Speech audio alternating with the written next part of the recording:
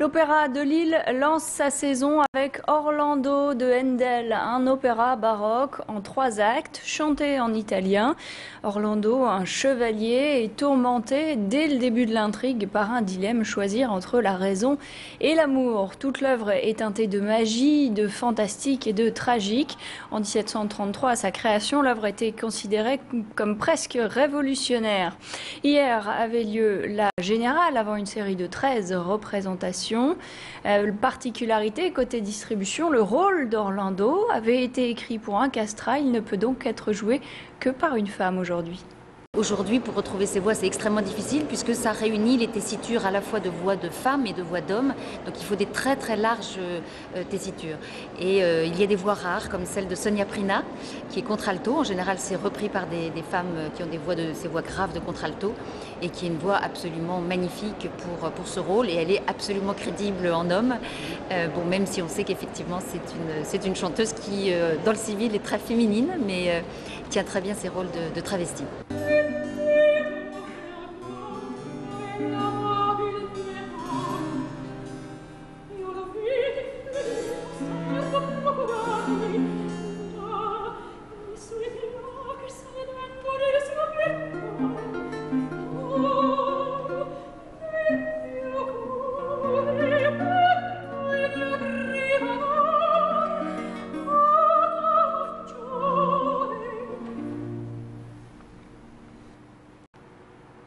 Et à noter qu'il reste des places donc pour Orlando à l'Opéra de Lille. Le groupe de rap Section d'Assaut ne se produira pas sur la scène de l'Aéronef le 3 décembre. Décision de la mairie et de la salle de spectacle hier. En cause, des propos homophobes tenus par l'un des membres du groupe et malgré les excuses du groupe. Cette annulation s'ajoute à une série d'autres en France, Caen, Saint-Étienne, Marseille. L'Aéronef, dans son communiqué, a indiqué que les excuses ne les avaient pas convaincus. Cette décision a été prise, je cite, pour marquer une vive opposition aux discours homophobes. Depuis plusieurs semaines, on débat sur la création de salles de shoot pour les drogués. Le dispositif existe chez certains de nos voisins européens, l'Espagne, le Luxembourg, l'Allemagne. En France, de nombreuses associations, des médecins et certains élus militent pour leur implantation, et ce, dans le cadre d'une lutte contre les contaminations par le sida ou l'hépatite C. À Lille, une association, Spiritech, offre déjà un lieu d'accueil où les toxicomanes peuvent trouver de quoi se doucher, nettoyer leur linge et obtenir du matériel stérile. Mais l'association aimerait aller plus loin. On écoute son directeur au micro de Jean-Marc Courtin.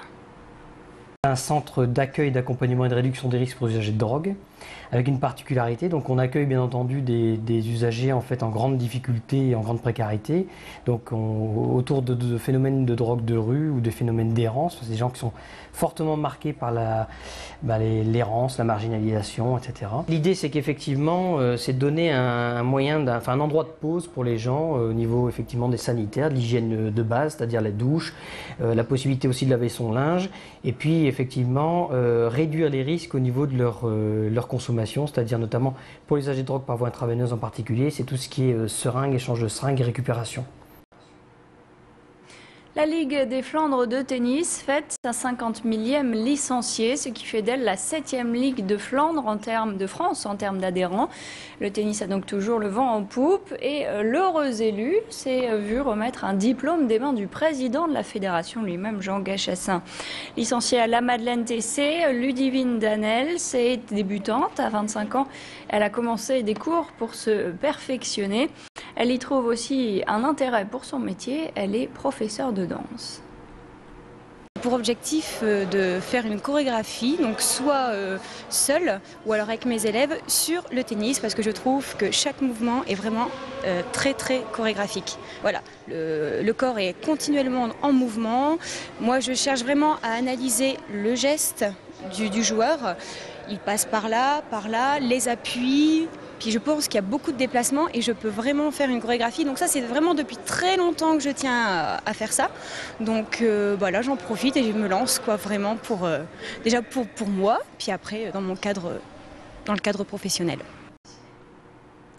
Nœud d'huit, relais, dégaines et mousquetons ne devraient plus avoir de secret pour quelques Lambert sartois. Ce mercredi, un rocher éphémère d'escalade a été installé. De 7 mètres de haut, il va accueillir ces 2 jours des scolaires pour des initiations gratuites. La structure a été préparée par une équipe de gendarmes venus d'Ardèche, des Pyrénées et de Grenoble, des spécialistes de la montagne venus prodiguer des conseils de prudence.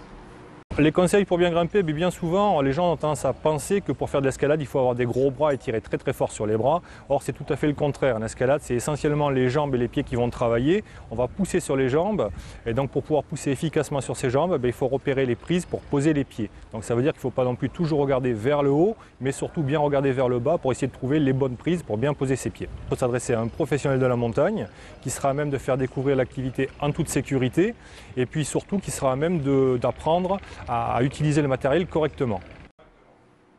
Le Cirque Plume fait son retour à Roubaix au Colisée jusqu'au 10 octobre avec son spectacle L'Atelier du peintre. La compagnie de Nouveau Cirque présente donc ce spectacle poétique et burlesque autour de la musique, de la peinture, avec des musiciens et des acrobates qui jouent avec les codes et détournent à souhait pinceau, pigments, modèles. C'est une salade où on a plusieurs ingrédients, il y a une bonne recette avec de la peinture, parce que c'est le thème du spectacle. Mais en même temps, c'est pas un spectacle didactique, c'est-à-dire qu'on ne va pas chercher à expliquer les choses aux gens. La peinture, finalement, on se rend compte qu'elle est reléguée au second plan et que c'est un tremplin pour le cirque, pour la comédie, pour qu'on s'amuse sur scène. Donc l'atelier du peintre, c'est vraiment un moment de connivence entre nous, les artistes sur scène, où on s'exprime à travers nos disciplines, à travers nos relations. J'ai l'impression qu'on peut presque sentir, que le public peut presque sentir les relations que nous, on a en dehors du spectacle, parce qu'on est vraiment liés, on est vraiment...